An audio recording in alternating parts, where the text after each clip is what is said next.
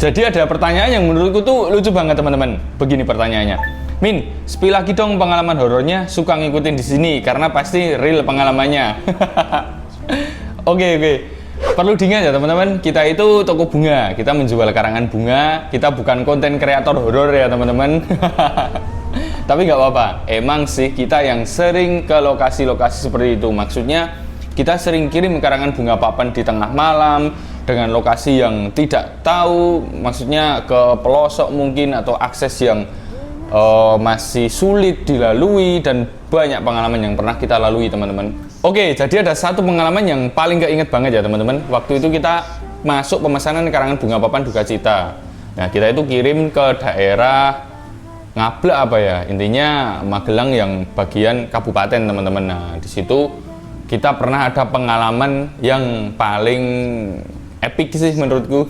Seingatku kita kirim dari store itu sekitar jam 12-an malam, karena emang itu orderan masuk pada malam hari, karena emang kita kan basicnya 24 jam teman-teman. Nah, biasanya kendala kirim malam hari itu biasanya customer udah tidur teman-teman, jadi kita nggak bisa dapat akses lebih.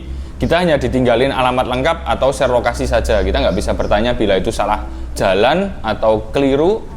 Jadi ya kita ngandalin alamat yang dari awal udah dikasih itu. Awal mulanya itu biasa-biasa aja ya teman-teman. Nah, pas kita masuk ke kampungnya itu ada salah satu akses yang harus melewati jembatan tua. Jadi kayak jembatannya itu terbuat dari kayu, dan itu sangat gak mungkin dilewatin oleh mobil pengiriman kita. Sampai pada akhirnya waktu itu kita cari orang buat bertanya apakah ada jalan lain untuk masuk ke akses tersebut. Kita sampai balik ke jalur utama atau ke jalan besar. Untungnya ada orang yang bisa kita temuin dan untuk bertanya. Dan katanya orang tersebut emang salah satu akses untuk masuk ke kampung itu ya hanya lewat situ teman-teman.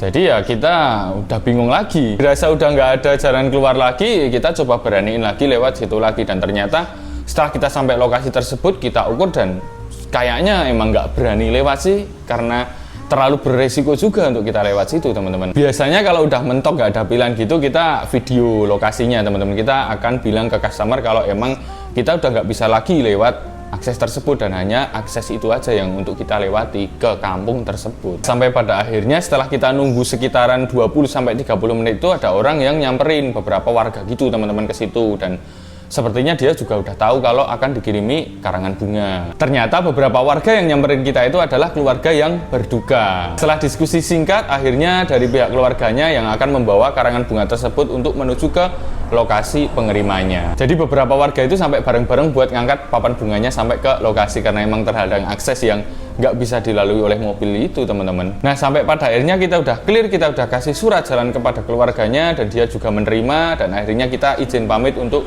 pulang. Nah, dan sampai pada akhirnya video yang kita ambil tadi untuk laporan kepada customer karena kita nggak bisa lewatin akses tersebut, kita coba ulang, kita iseng aja gitu teman-teman. Alhasil karena iseng putar ulang video tersebut, tiba-tiba ada sesuatu di bawah jembatan gitu teman-teman. Saya nggak tahu ya itu apa, mungkin teman-teman bisa cek aja sendiri deh. Itu bener-bener real menurutku sih. Dan aku akan cantumin link videonya di deskripsi. Coba lah teman-teman lihat dulu dan komen menurut teman-teman itu apa.